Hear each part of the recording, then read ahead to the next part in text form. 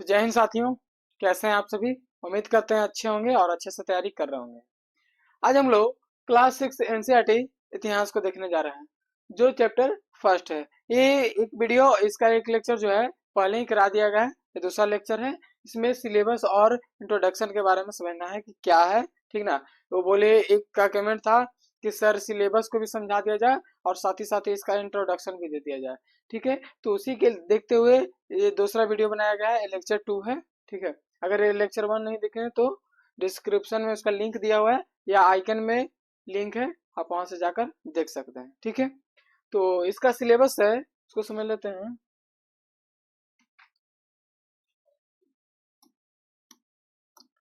Syllabus में सबसे पहले क्या है, आपको पढ़ना क्या है, source of ancient Indian history. Source of ancient Indian history, प्राचीन इतिहास के स्रोत। ठीक है, उसके बाद जो दूसरा में है वो है प्री हिस्टोरिक कल्चर्स, पूर्व ऐतिहासिक संस्कृतियां, इसके बारे में पढ़ना है। ठीक है, उसी तरह से जो तीसरा है वो है इंडस वैली सिविलाइजेशन, अर्थात इसको हिंदी में कहते हैं सिंधु घाटी की सभ्यता। ठीक है, आपका चौथा जो लेक्चर है वो है द वैदिक एज, वैदिक युग। ठीक है, उसी तरह से है रिलीजियस मूवमेंट, धार्मिक आंदोलन। और इसका छठा है महाजनपद, महाजनपद मतलब महाजनपद। और आगे है सतमा में मौर्य इंपायर, मौर्य काल। ठीक है, पोस्ट मौर्य पीरियड मतलब कि उत्तर मौर्य काल। यहाँ पे आप एज भी कर सकते हैं, कोई दिक्कत ना है। चलिए आगे है the age of the Guptas, अर्थात गुप्तों का युग। ठीक है, हिंदी और इंग्लिश दोनों में है। पोस्ट गुप्ताज एरा, गुप्तोत्तर काल। और आपका 11वां जो है लेक्चर, उसमें है हिस्ट्री ऑफ साउथ इंडिया, अर्थात दक्षिण भारत का इतिहास। इतना पढ़ना है आपको क्लास 6 में। ठीक है, और धीरे धीरे एक एक लेक्चर करके हम लोग क्या करेंगे, इसको सफाया करेंगे। ठीक है, तो आगे हम लोग देखते हैं सबसे पहले क्या कि इतिहास कहते किसे हैं। ठीक है, उसके बाद हम लोग समझेंगे कि इतिहास के प्रकार कितने हैं और प्रकार जो है वो किस तरह से बांटा गया है, कैसे उसका क्या क्या कहता है वो प्रकार। कहने का मतलब कि आज हम लोग इंट्रोडक्शन खत्म कर देंगे। ठीक है, इतिहास का। तो सबसे पहले हम लोग समझेंगे कि इतिहास कहते किसे हैं। इतिहास कहते किसे हैं, तो कहता है बाबू कि अतीत का क्रमबद्ध तरीके से किए गए अध्ययन को इतिहास कहते हैं। अतीत का क्रमबद्ध तरीके से किए गए अध्ययन को क्या कहते हैं, इतिहास कहते हैं। ठीक है, उसके बाद आता है कि इतिहास का जो जनक है उन्हें किसे माना जाता है, तो इतिहास का जनक हेरोडोटस को माना जाता है। ठीक है, और यहाँ पे है मानव जाति का पालना जो है अफ्रीका महादेश को कहा जाता है।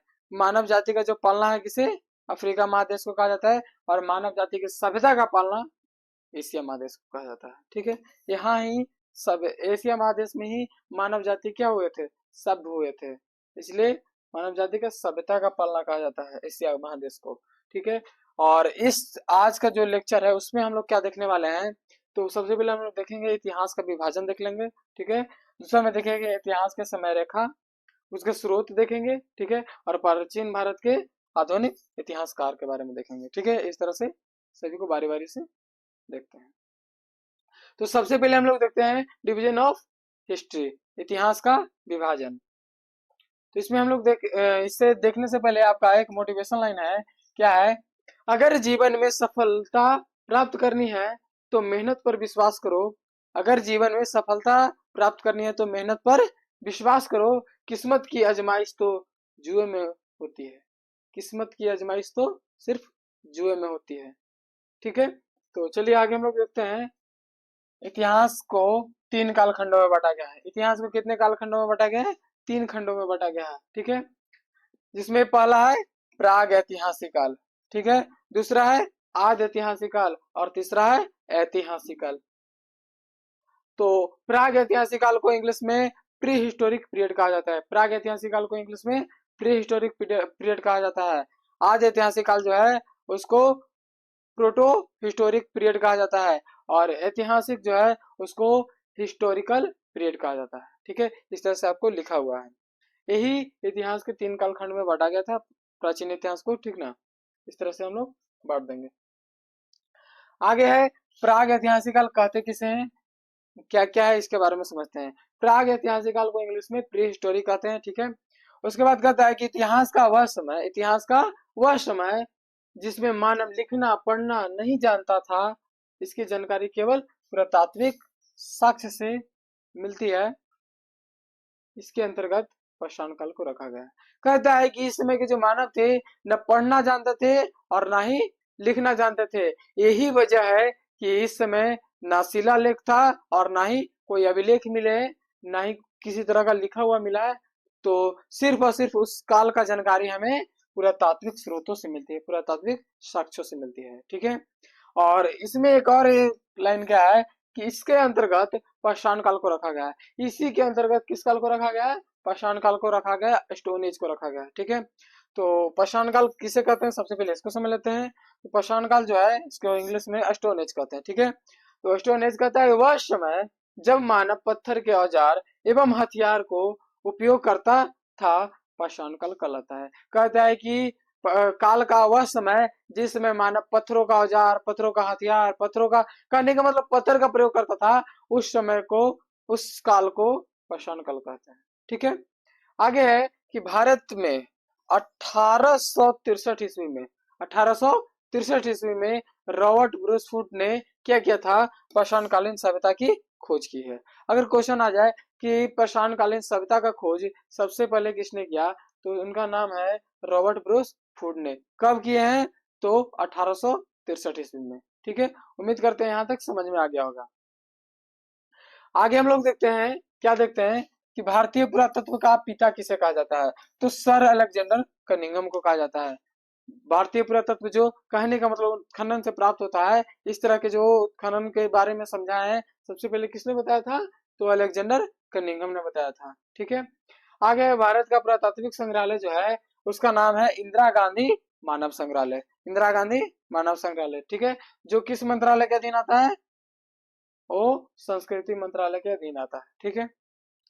आगे है मिलने वाले धातु के आधार पर जो नामकरण है वो किसने किया था, क्रिश्चियन थॉमस ने किया था।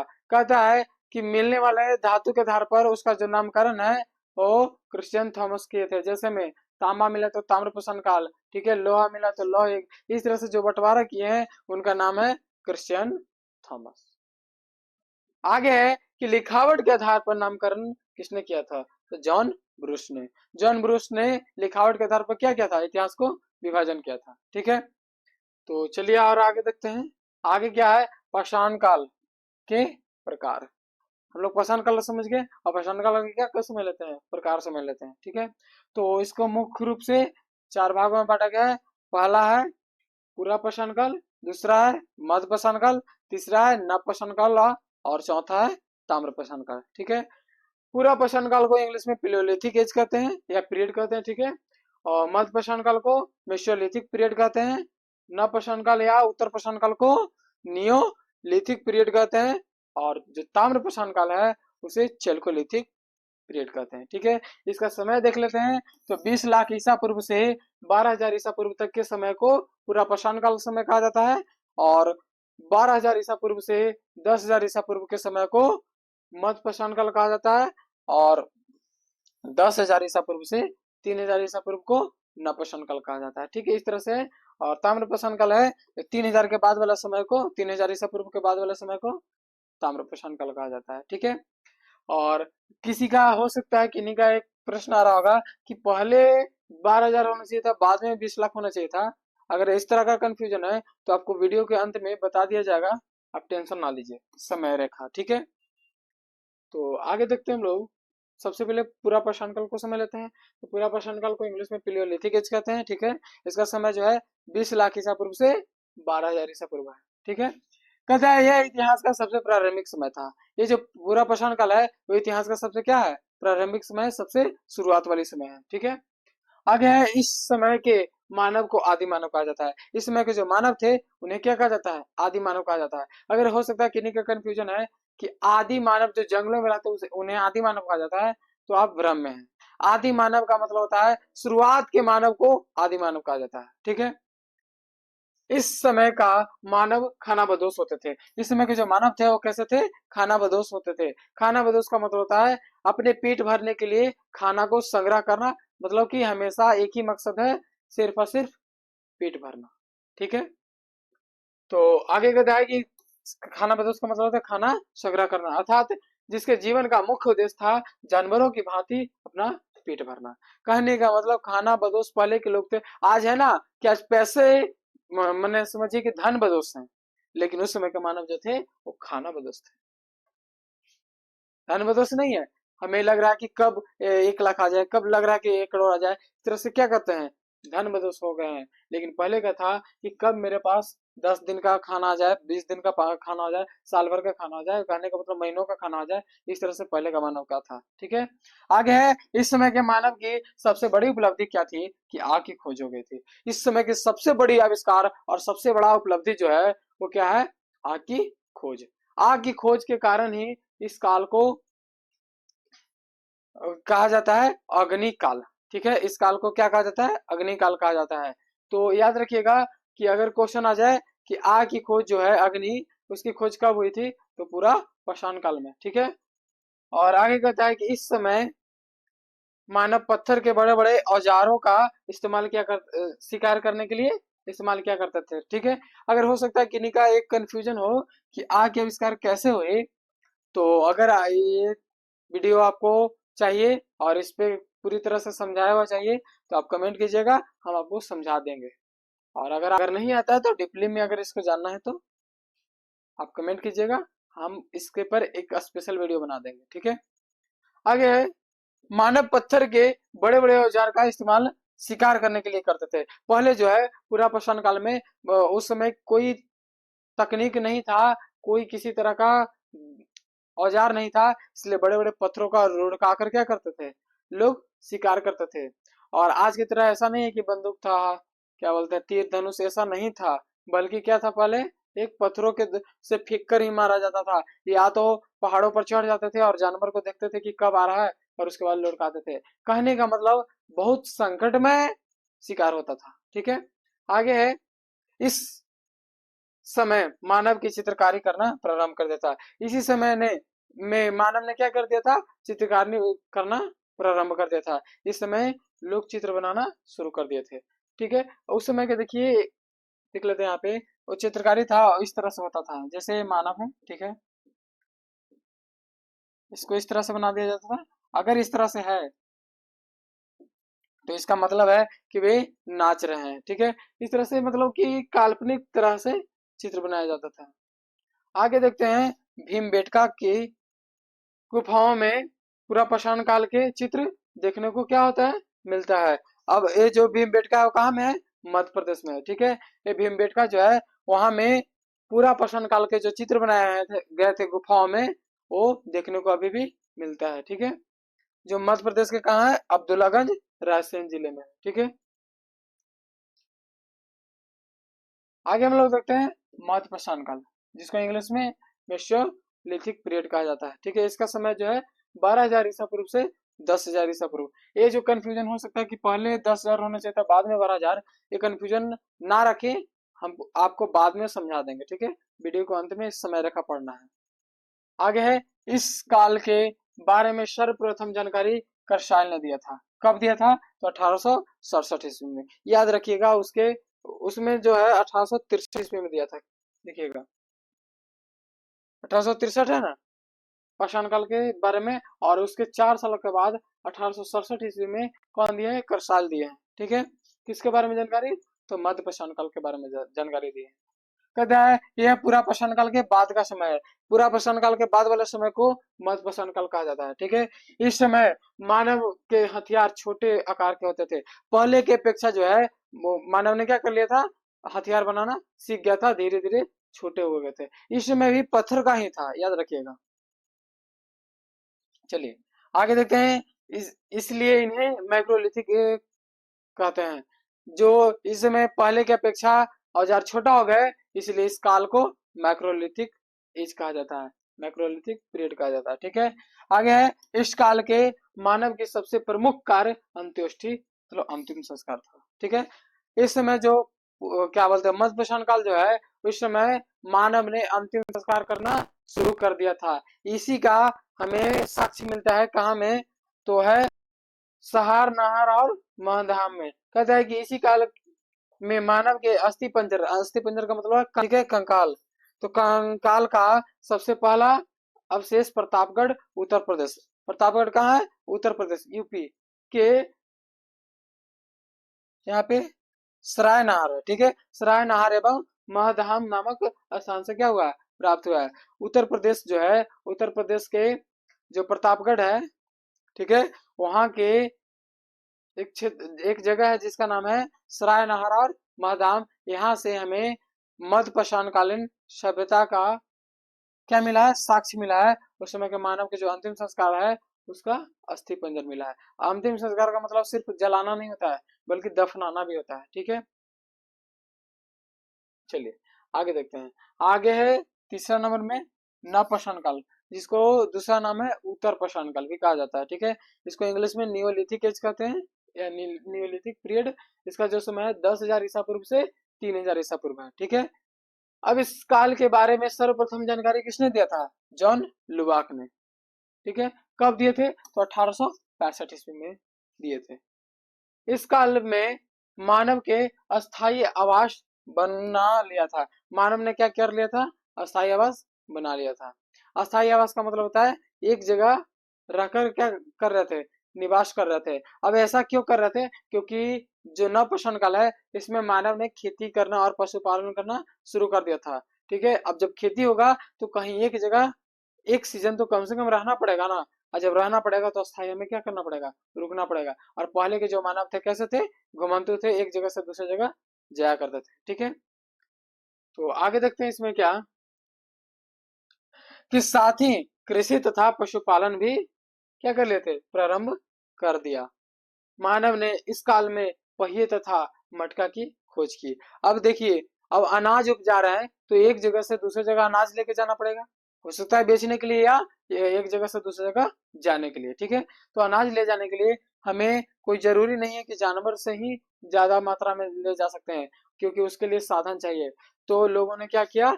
पहिए की खोज की। उस समय नवपाषाण काल था, ठीक है। उस समय पहिए का खोज किए और इससे क्या बनाए? रथ बनाए। और रथ बनाकर किसी जानवरों से, जैसे में घोड़ा है, बैलगाड़ी बैलगाड़ी होती थी, ठीक है। और उस तरह से बहुत से थे, ऊंट थे, ये सब क्या करते थे? सवारी करते थे। खच्चर थे, गधा था, ये सब से जानवरों पर लाद कर और पहिए लगा दिया गया था। उस पर बांध कर क्या करते थे? लोग अनाज ले जाया करते थे, ठीक है। तो आगे समझते हैं इसका जो शेष मिला है। कर्नाटक के मैसूर के पास संगनगलू नामक नवपाल पाषाणकालीन सभ्यता के क्या मिला है? राख के टीले मिले हैं, ठीक है। अब नवपाषाणकालीन राख के टीला इसलिए मिला है। अब कह सकते हैं कि आप कैसे जाने कि नवपाषाण काल का है और कैसे जाने कि मध्यपाषाण काल का है।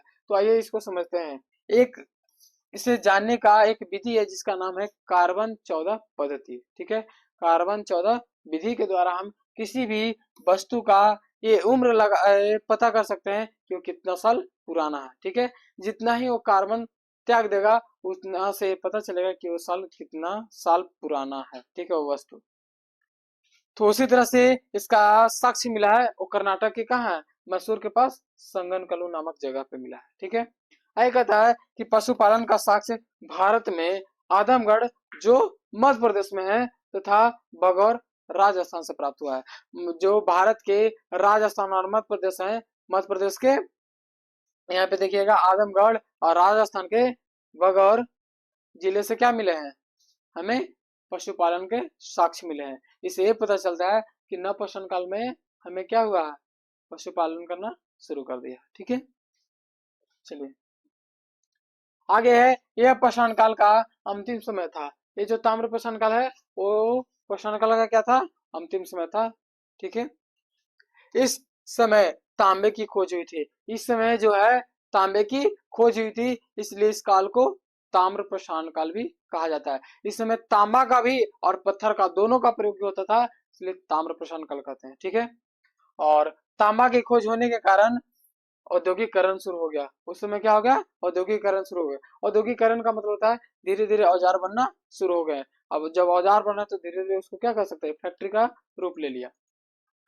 इसी औद्योगिकरण का विकसित रूप सिंधु सभ्यता में देखने को मिलता है। अब इसी का एग्जाम्पल में आप जैसे में देख सकते हैं, जो सिंधु घाटी की सभ्यता है उसमें आप देख सकते हैं। ठीक है, उसका एग्जाम्पल आगे है नर्मदा टोली, जो मध्य प्रदेश का एक महत्वपूर्ण ताम्र प्रसारण पूरा स्थल है।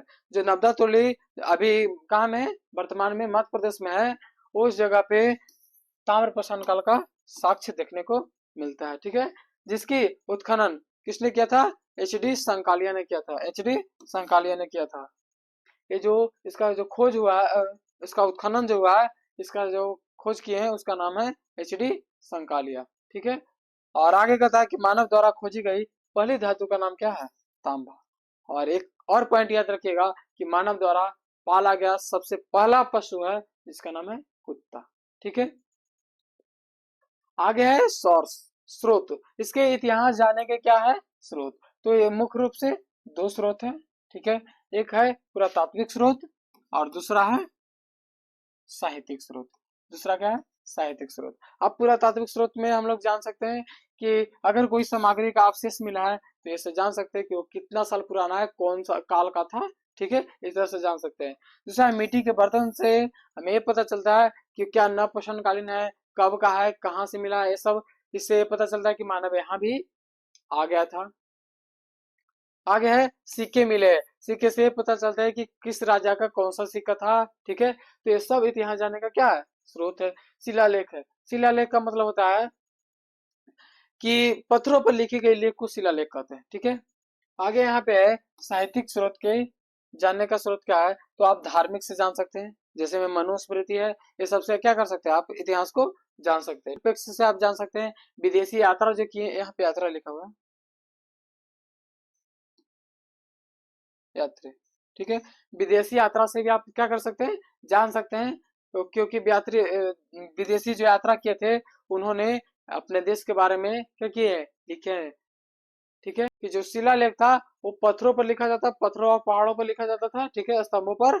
लेकिन जो अभिलेख है वो धातु या किसी कठोर वस्तु पर लिखा जाता था। ठीक है, तो हमको लगता है शिलालेख और अभिलेख में अंतर समझ में आ गया होगा। इसमें आप विदेशी यात्रा में समझ सकते हैं, जैसे फाहियान थे, ये सब क्या थे? विदेशी यात्रा थे। इन्होंने अपने इतिहास के बारे में कुछ समझाया है। हम लोग विदेशी के बारे में भी समझ सकते हैं। आगे है समय रेखा, इसी को समझना था आज। ठीक है, तो समय रेखा में आप जो यहाँ पे देख रहे थे आ रहा था ना कि 10,000 से 3,000 उल्टा आ रहा है, लेकिन उल्टा क्यों आ रहा है ये देखते हैं, समझते हैं। तो समय रेखा को सबसे पहले समझने के लिए आपको एक क्या करना होगा?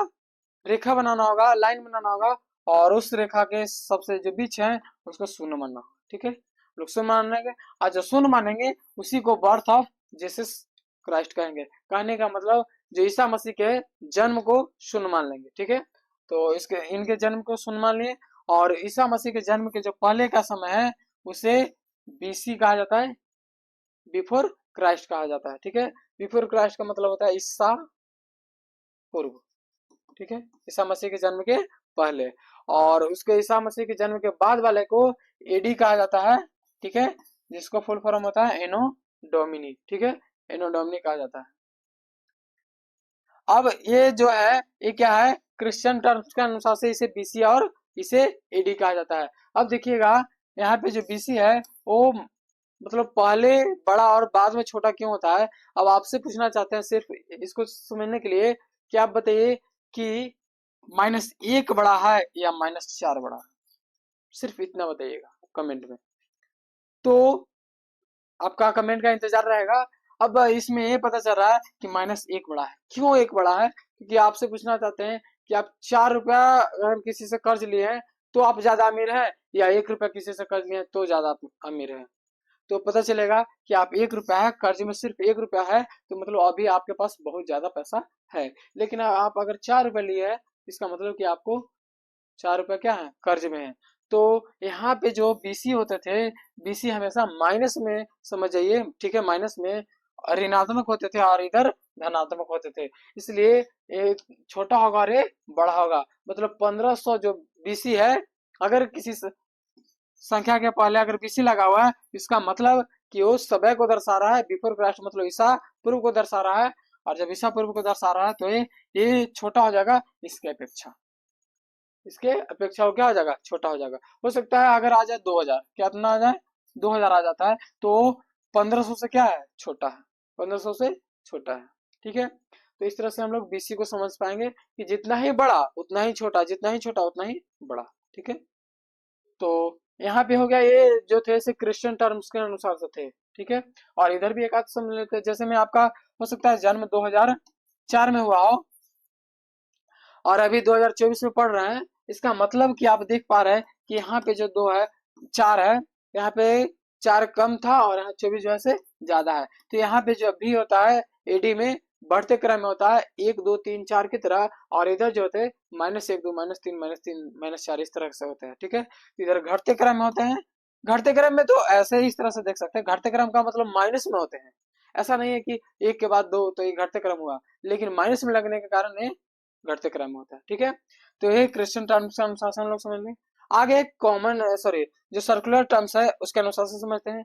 तो सर्कुलर टर्म्स के अनुसार से जो शून्य मान लिया गया है, इससे पहले वाले एरा को बीसी कहा जाता है, बिफोर द कॉमन एरा। ठीक है, और इस समय इधर के बाद वाला जो शून्य है उसके बाद वाले को ए कॉमन एरा कहा जाता है। अब क्वेश्चन आ रहा होगा शायद, हो सकता है कि ऐसा क्यों किया गया, दो तरह से बांटा क्यों गया।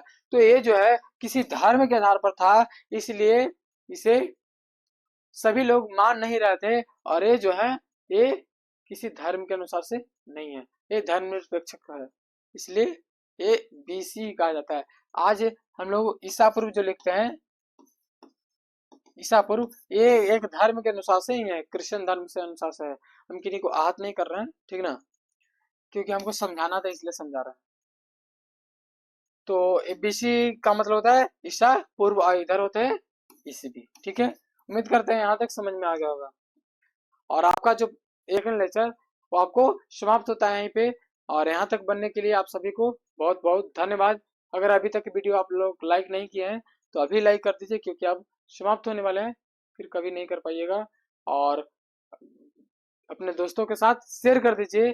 अगर सब्सक्राइब नहीं किए हैं तो सब्सक्राइब कर दीजिए, और कमेंट में जो भी टॉपिक नहीं समझ में आता है कीजिए, और उससे जल्द आपको वीडियो के माध्यम से समझा दिया जाएगा। ठीक है, आज के लिए इतना ही, बाय।